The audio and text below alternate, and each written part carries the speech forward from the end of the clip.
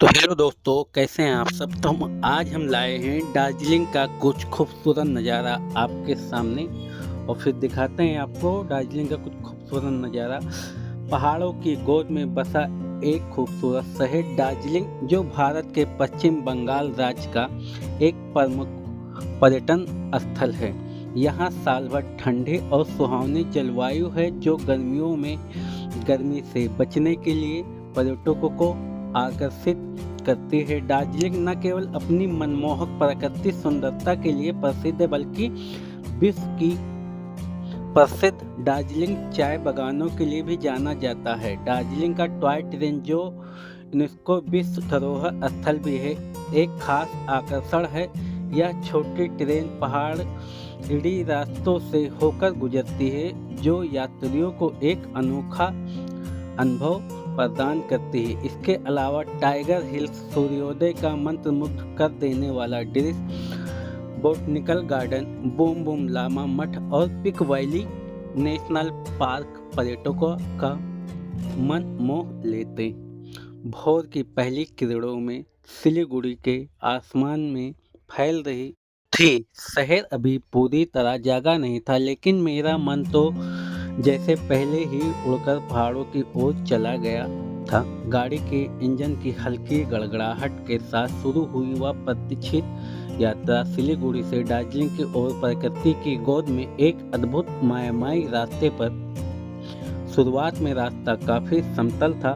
दोनों ओर चाय बागानों की हरी कालीन बिछी थी, जैसे प्रकृति ने खुद अपने हाथों से तस्वीर बनाई हो। हल्की फुल्की धुंध हवा में तैर रही थी और उसके बीच से दूर पहाड़ों की रूपरेखा दिख रही थी। रास्ते में पड़ा कासियांग, एक छोटा पहाड़ी शहर, मानो किसी छाया चित्र सपने की तरह। रेल पटरियां और सड़क साथ साथ चलती और कभी कभी टॉय ट्रेन दिखाई दे जाती। पुराने भाप इंजन की सीटी और धुएं की गुबार मानो समय को पीछे खींचकर बचपन में ले जाता। आखिरकार कई मोड़ और ढलान पार करने के बाद आंखों के सामने खुल गई दार्जिलिंग की दुनिया। दूर कंचनजंगा की सफेद चोटियां झांक रही थी, मानो पहाड़ों की राजकुमारी स्वागत करने आई हो। हम पहुंच चुके ही होटल में। संगीत कमरे में कदम रखते ही लगा जैसे किसी दूसरी दुनिया में आ गए हों। विशाल साफ सुथरा कमरा, हल्की सी गर्माहट लिए रोशनी और बड़ी कांच की खिड़की से दिखता था पूरा दार्जिलिंग, मानो हथेली पर रखा हो।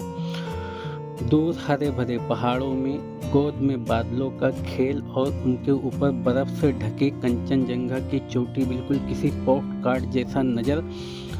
हाथ मुंह धोकर हम थोड़ी देर आराम किए और फिर निकल गए हॉल की तरफ और चले आए। आज मेनू में था ताजी मछली और स्वादिष्ट खाना। खुशबू इतनी लाजवाब थी कि थकान जैसे पल भर में गायब हो गई हो।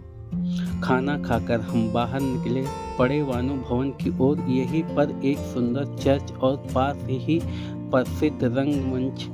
शांत वातावरण, ठंडी हवा और चारों ओर फैली हरियाली ने इस जगह को और भी खास बना दिया। दार्जिलिंग में हमारा अगला पड़ाव था महाकाल मंदिर। समुद्र तल से काफी ऊंचाई पर स्थित यह मंदिर बादलों और ठंडी हवा के बीच एक अद्भुत शांति का अनुभव कराता है। दार्जिलिंग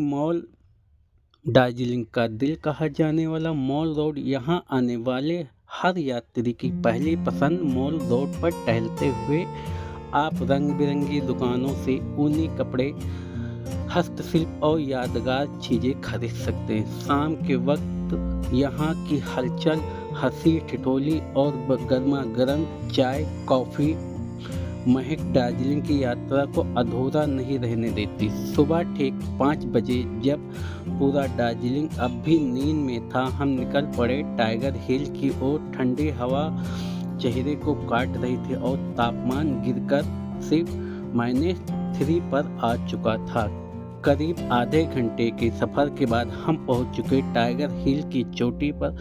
चारों ओर सैकड़ों लोग जमा थे, सबकी नजरें सिर्फ एक ही दिशा में जहां से उगते सूरज के साथ कंचनजंगा की चोटियों पर सुनहरी रोशनी पड़ने वाली थी। जैसे ही पूर्व दिशा में हल्की सुनहरी रेखा उभरी, भीड़ में हलचल मच गई और सूरज की पहली किरण ने बर्फ से ढकी कंचनजंगा के आगे की तरह चमका दिया।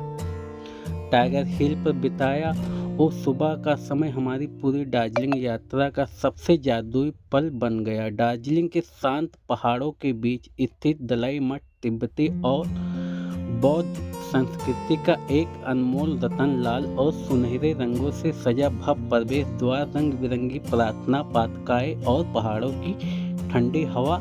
यहाँ कदम रखते ही मन को अलग ही शांति का एहसास होता। अंदर जाते ही बड़ा प्रार्थना सभा कक्ष में रखी बुद्ध की प्रतिमा और चारों ओर गूंजते वातावरण को पूरी तरह आध्यात्मिक बना देते हैं। दार्जिलिंग की एक ऊंची पहाड़ी स्थित पीस पगोड़ा और जापानी मंदिर शांति और आध्यात्मिकता के प्रतीक। सफेद रंग का विशाल पगोड़ा जिसके चारों ओर बुद्ध के जीवन की झलकियां उकेरी गई हैं, दूर से ही मन को खींच लेता है। दार्जिलिंग की सबसे अनोखी जगहों में से एक बतासिया लूप, यहाँ पहाड़ी ढलानों के बीच में मशहूर टॉय ट्रेन धीरे धीरे चलती हुई एक गोल चक्कर में घूमती और फिर नीचे की ओर उतर जाती, मानो किसी फिल्म का जादुई दृश्य हो। ट्रेन की खिड़कियां से झांकते मुस्कुराते यात्री दूर पहाड़ों का नज़ारा और ठंडी हवा का सब कुछ मिलकर इस पल को यादगार बना देते। रेल की पटरियों की चारों ओर सजे रंग बिरंगे फूल, हरी भरी घास और पाइन के पेड़ इस जगह की खूबसूरती को कई गुना बढ़ा देते हैं। लूप के बीचों बीच बना युद्ध स्मारक गोरखा सैनिकों की वीरता और बलिदान की याद दिलाता। दार्जिलिंग के गोद में बसा पद्मनाडु हिमालय जूलॉजिकल पार्क प्रकृति और वन जीवों प्रेमिकों के लिए एक अनोखा अनुभव। यहाँ प्रवेश शुल्क मात्र 100 रुपये है, लेकिन अंदर आकर आपको महसूस होगा कि हर जगह पैसे की कीमत वसूल करती है।